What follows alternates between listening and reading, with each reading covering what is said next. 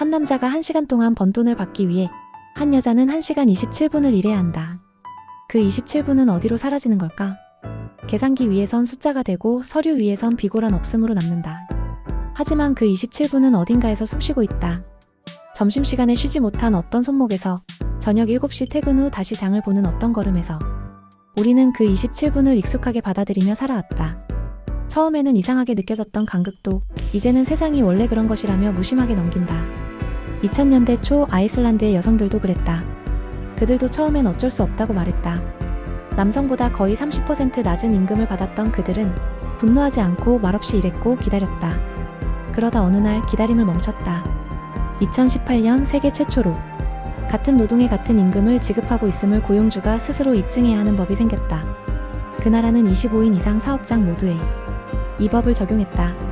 회사는 더 이상 우리는 차별하지 않았다고 말만 할 수 없었다. 서류를 통해, 급여 테이블을 통해 명백히 보여줘야 했다.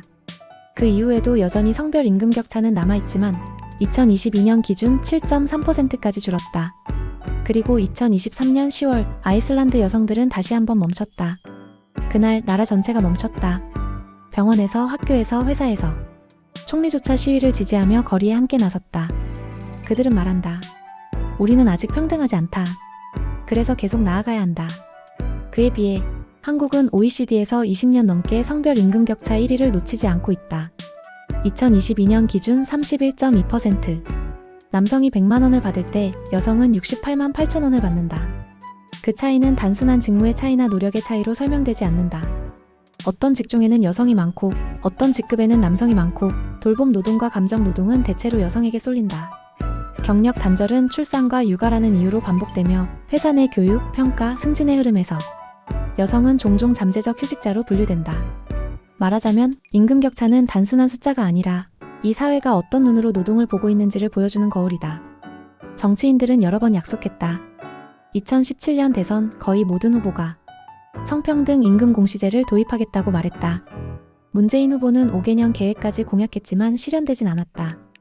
2022년 대선 윤석열 후보는 구조적 성차별은 없다고 말하면서도 성별 근로공시제를 공약했지만 기업 자율에 맡긴 탓에 실효성은 낮았다. 임금 정보가, 특히 누가 어떤 이유로 얼마나 덜 받는지에 대한 정보가 가려진 상태에서는 우리는 그 격차의 정체조차 알 수 없다.